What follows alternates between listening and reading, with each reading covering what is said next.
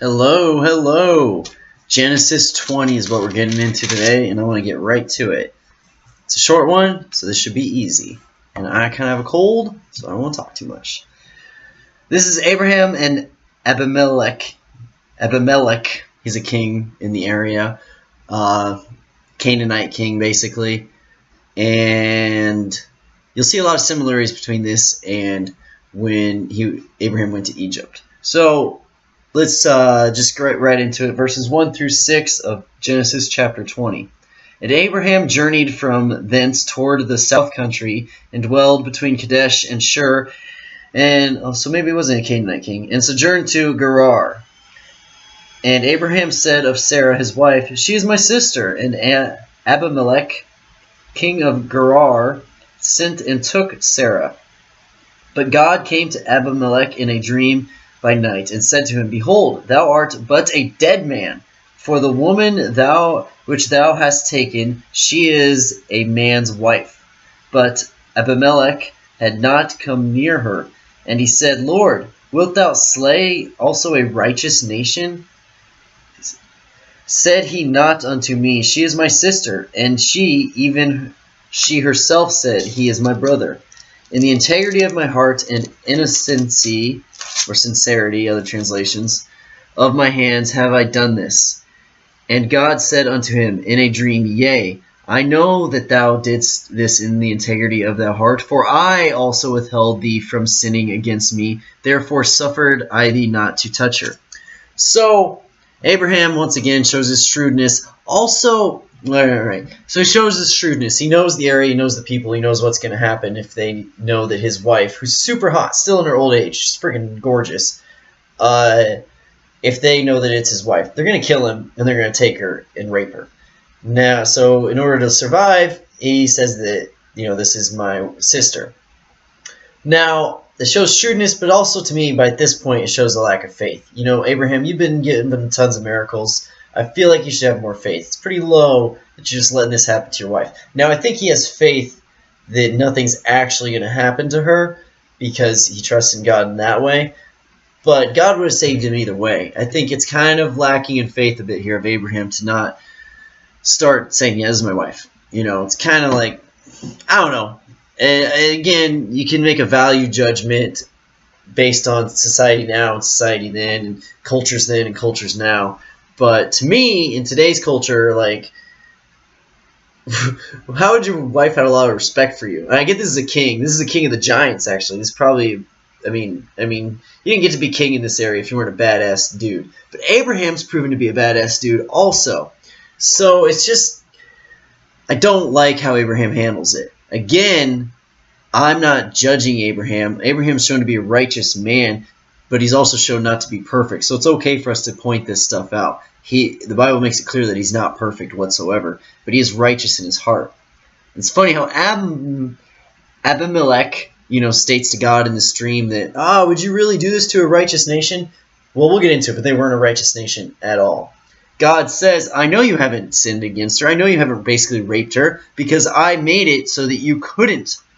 Yes, the integrity of your heart is still pure, but it's not pure based on your own decisions. I made it so you couldn't get a boner, basically. Just like I did with Pharaoh back in the day. I made it so that you wouldn't sin against her. If you would have been able to, you would have. And God's basically telling him this, like, you're not righteous. Shut up, man. Like, yeah, you didn't have sex with her, so I won't punish you. But it wasn't because you decided not to because you thought, well, maybe it's wrong. It's because I made it so you couldn't get a boner. That's what happened. So, verse 7. Again, one more time. Abraham's shrewd, and he knows that this will keep him alive. But at the same time, at this point in his life, he really should have more faith and just be like, this is my wife. Deal with it. She's super hot. What, are you going to kill me? Lord, protect me. And I get he's living in a dangerous area, but he should know that God's always got his back at this point, I would think. Verse 7. Sorry, I keep going back. But it just goes to show that even Abraham, who literally saw God and literally saw miracles, still, it was hard for him to accept that God's always there taking care of him. And so think about how hard it is for us today to accept that God's really taking care of you, to really have faith in your heart. It's such a difficult thing, but it's something that you need to do. Verse 7. Now, therefore, restore the man his wife, for he is a prophet, and he shall pray for thee, and thou shalt live. And if thou restore her not, then know thou that thou shalt surely die, thou and all that are thine. How many freaking thous can there be? Therefore Abimelech rose early in the morning and called all his servants and told all these things in their ears. And the men were sore afraid. Then Abimelech called Abraham and said unto him, What hast thou done unto us? And what have I offended thee, that thou hast brought on me and on my kingdom a great sin? Thou hast done deeds unto me that ought not to be done. And Abimelech said unto Abraham, What sawest thou that thou hast done this thing?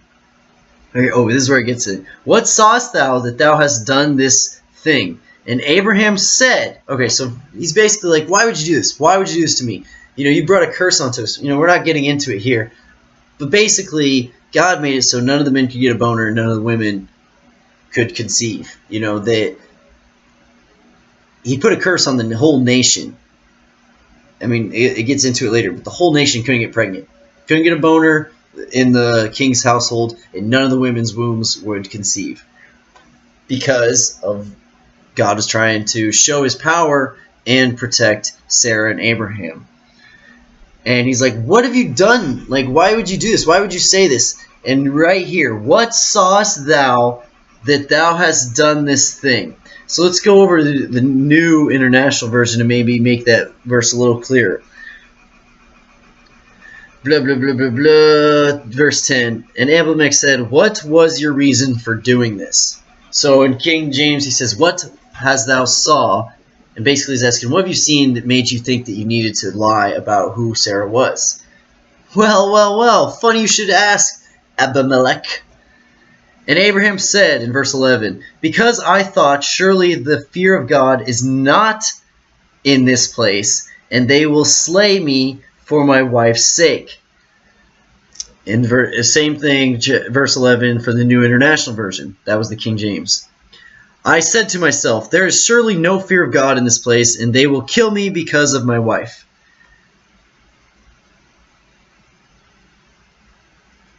Verse 12. And yet indeed she is my sister. She is the daughter of my father, but not the daughter of my mother, and she became my wife. So that's kind of gross. But that's the way it was handled back in the day. But anyway, shut up, Abimelech. You're king of a nation that rapes and sacrifices people to a fake god, like blood sacrifices and orgies is the way that you worship, and raping and taking of women is no big thing. In fact, they actually worship the fallen angels from Genesis 6, and they literally came down and raped women, it says. Now, you don't have to believe that that's true. That's fine. They believed it was true, though. So their heroes, their gods, raped women. So it's virtuous to rape beautiful women. That's the virtuous, godly thing to do in Gerar, where Abimelech is the king. And Abraham saw this and was like, okay, they don't have the fear of God here whatsoever. We have to be extra cautious because they'll probably kill me because my wife is freaking smoking hot. And they worship gods that raped smoking hot women. Like, that's what they see as virtuous. So we got to take care here and be careful. And Abimelech is such a... He can't see it. Like, he's so brainwashed and dumb that he can't see that. He's like, what did you do? Why'd you do this? What was your reason for doing this? I don't understand why you would have lied, man. It's like, we're good. We're all good. No, you're not. And it goes to show,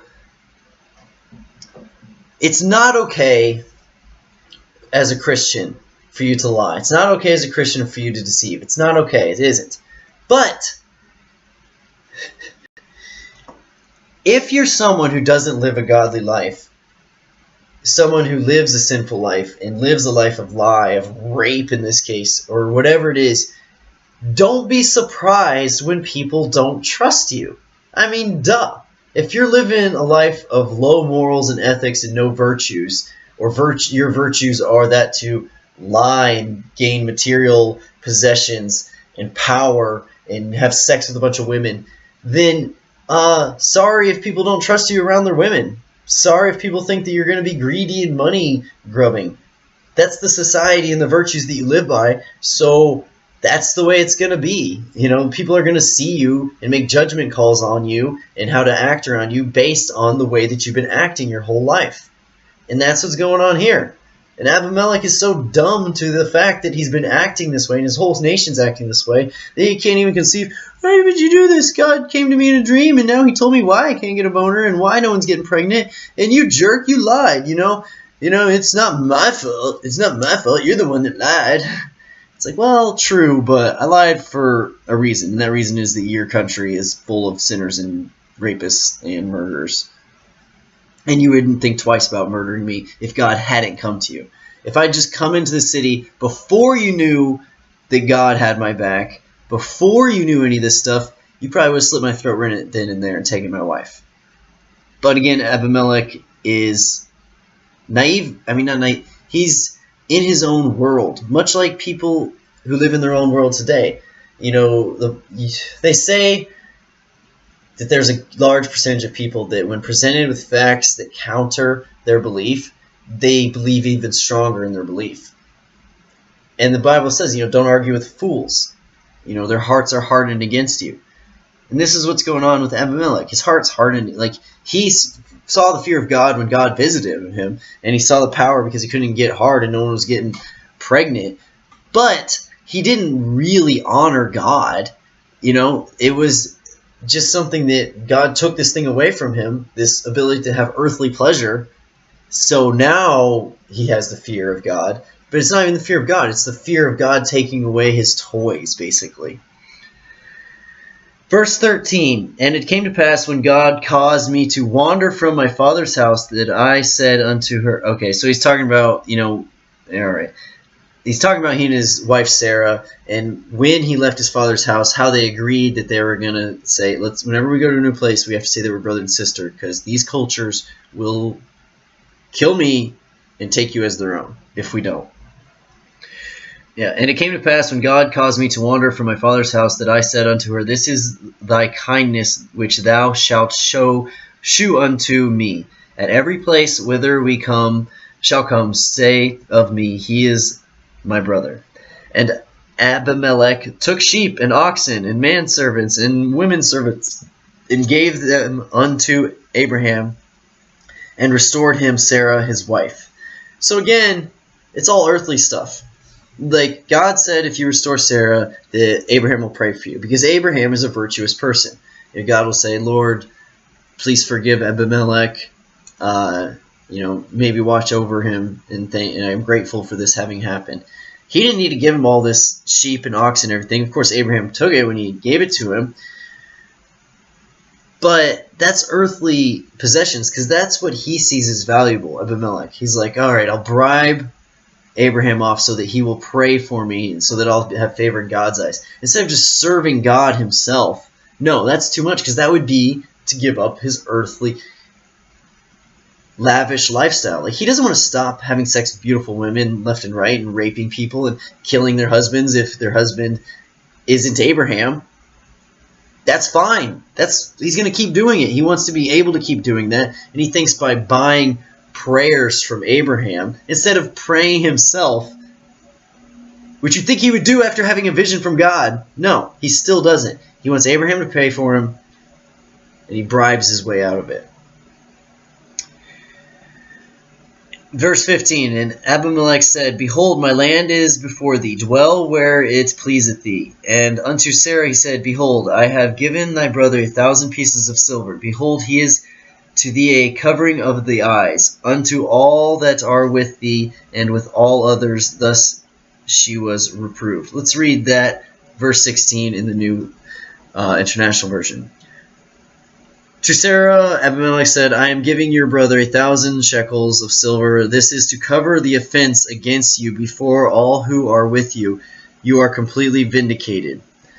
He's bribing He's trying to pay off his sin. This is something the Catholic Church actually used to do before, they had a big Reformation, when they were very corrupt in the I think it was the Middle Ages or whatever, the Dark Ages, where you could buy your